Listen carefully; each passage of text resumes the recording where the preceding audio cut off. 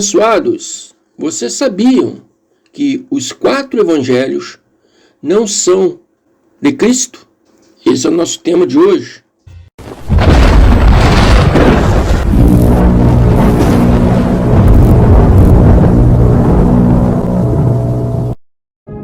Quando todos os meus medos já não cabem mais em mim, quando o céu está de bronze e parece que é o fim. Abençoados, muitos acham que os 4 evangelhos, Mateus, Marcos, Lucas e João, são evangelho de Yahushua Notzer, Jesus ou Cristo.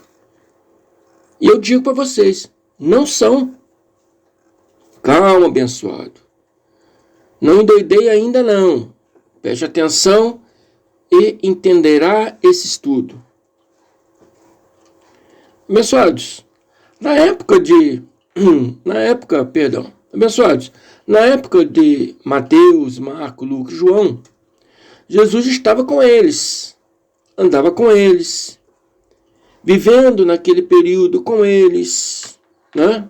Comeu junto com eles, ou seja, estava vivo. E o tema desse nosso estudo de hoje é Cristo e os 4 evangelhos. Cristo e os 4 evangelhos. Abençoado, a palavra de Deus é perfeita. Ela é perfeita. Ela não se contradiz.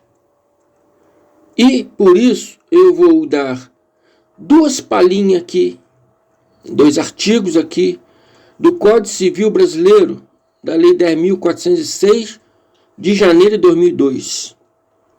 E esse artigo, o artigo 1875, ele diz o seguinte aqui: falecido o testador, preste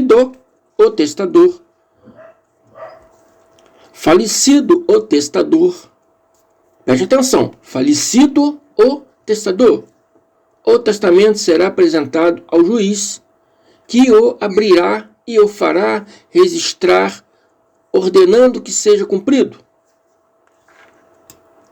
Artigo 1877. Morto o testador, preste atenção, morto o testador, aplicar-se-á em juízo o testamento com citação dos herdeiros legítimos. Então vemos, abençoados, que um testamento só é válido na morte do seu testador. E o que o Código Civil tem a ver com a Bíblia, irmão André? Tudo. Tem tudo a ver. Por isso que eu digo que a palavra de Deus é perfeita. Porque se um testamento só é válido na morte do testador, os 4 evangelhos não são de Cristo. Porque, como eu disse antes, ele estava vivo, andava com eles, comia com eles, né? Toda aquela história que vemos nos livros históricos, que são Mateus, Marcos, Lucas e João, são livros históricos, não são evangelhos. São livros históricos contando a trajetória de Cristo, homem, Jesus, homem, na terra. Amém? Mas não é evangelho. Foi posto como evangelho pelo nosso abençoado irmão Atanásio de Alexandria, que, revisando as escrituras para resguardar a igreja naquele tempo, tirou vários livros e pôs somente esses 4 evangelhos. Muitos outros livros ele tirou. Muitos outros livros ele queimou. Pode estudar a história aqui, o abençoado vai saber disso. E não sei que deu na cabeça dele que ele botou esses 4 e nomeou como Evangelho de Mateus, Marcos, Lucas e João. Os historiadores, teólogos, ainda contestam ser escritos pelos próprios autores. Amém? Mas esse é outro assunto. Quero mostrar para vocês que esses 4 evangelhos não são evangelhos de Cristo. Porque um evangelho só é válido na morte do testador. E o apóstolo Paulo confirma isso dizendo, vamos agora na Bíblia para ver se tem coerência dentro da Escritura. Se estamos falando de evangelho, então estamos falando de Bíblia. Então vamos ver se tem algo coerente que eu estou falando aqui, confirmado na Bíblia. E vamos então ao apóstolo Paulo em Hebreus 9, 14, 15, Hebreus 9, 15, 16 a 7. Hebreus 9, 15, 16 a 7. Ele diz, é por isso, é mediador de um novo testamento. Quem é mediador do Novo Testamento? Em quem ele se refere? Yahushua, Jesus. Ele está dizendo que Yahushua, Jesus, é mediador de um novo testamento. Para que, intervindo a morte, tem que ter morte. Para a remissão das transgressões que havia debaixo do primeiro testamento. Qual é o primeiro testamento? A lei de Moisés. Os chamados recebam a promessa da herança eterna. Porque onde há testamento, é necessário que intervenha a morte do testador. Amém? Onde há testamento, é necessário que intervenha a morte do testador. Porque um testamento só tem força, só tem validade, amém? Onde houver morte. Aí ele faz uma pergunta para aqueles ouvintes deles. Ou terá ele algum valor enquanto o testador vive? Não tem. É por isso que eu botei o Código Civil brasileiro, para mostrar para os abençoados que a palavra de Deus é perfeita. Tanto a Bíblia como o Código Civil diz que o testamento só é válido na morte do testador. E Paulo diz, porque um testamento só tem força, só tem validade, só tem vigor onde houver morte. Abençoado. Depois da morte de Jesus, Yahushua, no madeiro, no ano 33, testamentariamente o testamento de Cristo passou a ser válido. E ele, no ano 36, segundo historiadores, escolheu Paulo de Tarso para ser mediador do seu evangelho aos gentios, aos povos não judeus.